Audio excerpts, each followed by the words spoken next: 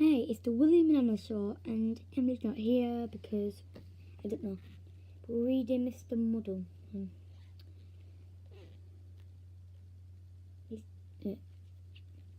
He's Mr. Muddle. Okay.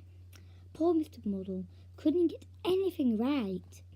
Everything he did, everything he tried, everything he said was muddled.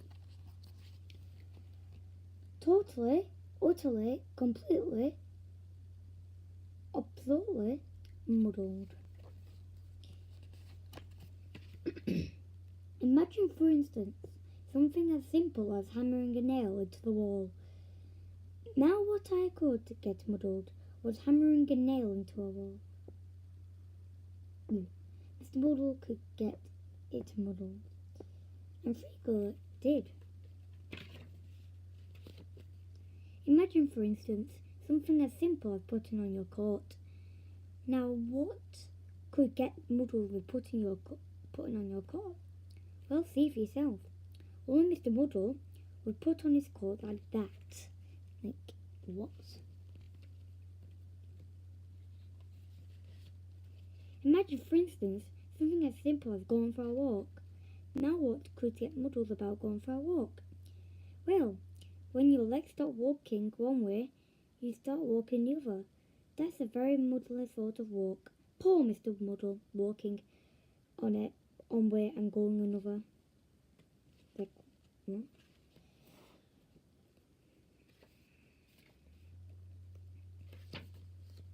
Now you'd probably like to know where Mr. Muddle lives. In a house by the sea, near a place called Seatown. Mr. Muddle's house was supposed to be in the country, but Mr. Muddle, who built the house himself, has got to the place muddled up. Of course. And you can tell Mr. Muddle has built the house himself, can't you?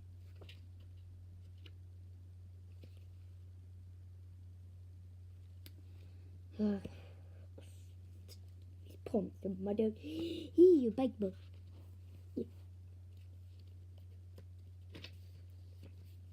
This story starts one afternoon when Mr. Muddle was having his breakfast.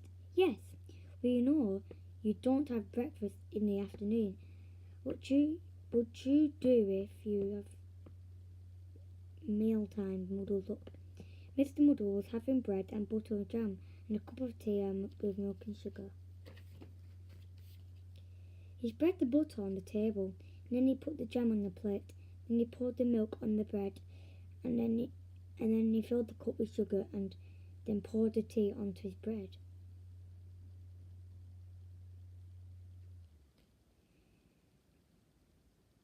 What a terrible muddled mixed up breakfast. That'll be very bad, except from the sugar.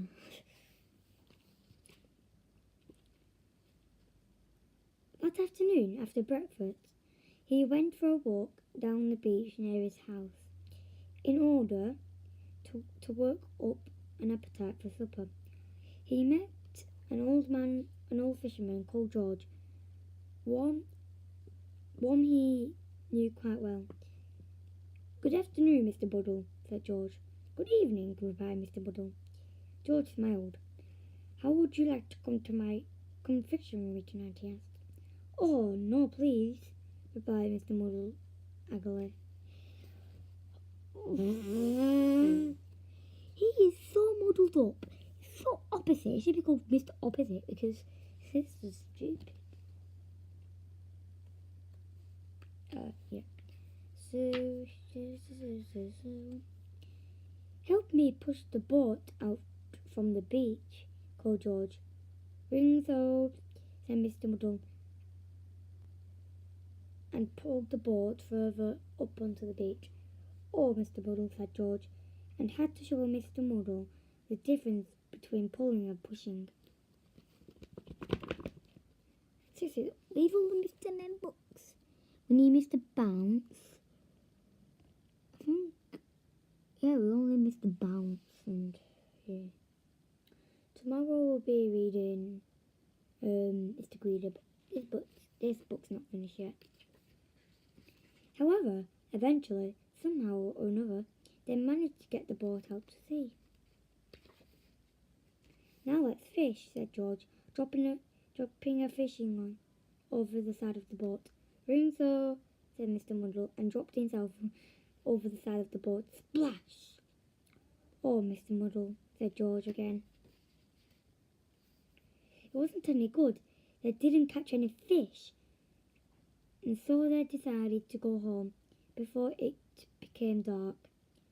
"Help me put the boat onto the beach," called George. "Ring so," said Mr. Muddle, and pushed the board back into the water.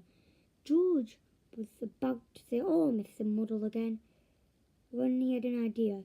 He smiled to himself. What could be it, guys?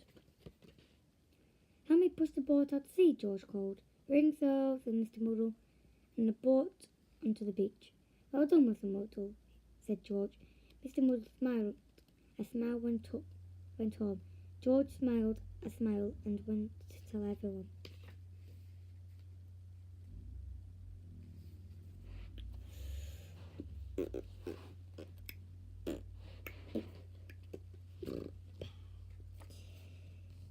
The following day in Seatown, Mr. Brick, the builder, asked Mr. Muddle to hold his coat for him. "Ring so," said Mr. Muddle, and held his ladder for him, which was Mr. Really wanted to do. "Well done, Mr. Muddle," smiled Mr. Brick, who'd be talking to George. Mr. Muddle was very pleased.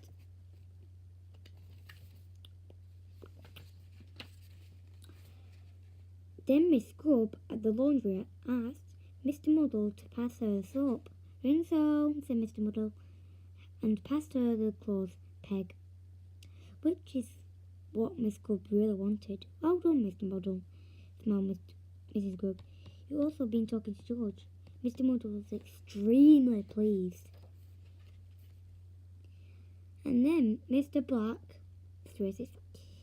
Coleman, asked Mr.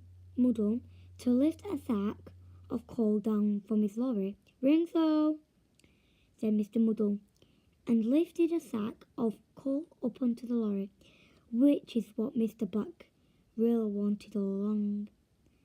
"Well done, Mr. Muddle," smiled Mr. Black. George had talked to everybody. Mr. Muddle was delighted. In fact, Mr. Muddle was so delighted he decided to go home and cook himself a large meal to celebrate. Roast turkey and peas, potatoes and gravy. He put the turkey in the cupboard to cook. He peeled the peas. He put the potatoes in the refrigerator to boil. And then, do you know what he did? He tried to slice the gravy. Oh, Mr. Muddle. So that's Mr. Muddle. Please subscribe to my channel and subscribe to this channel. Like the video, and bye guys. See you in the next video.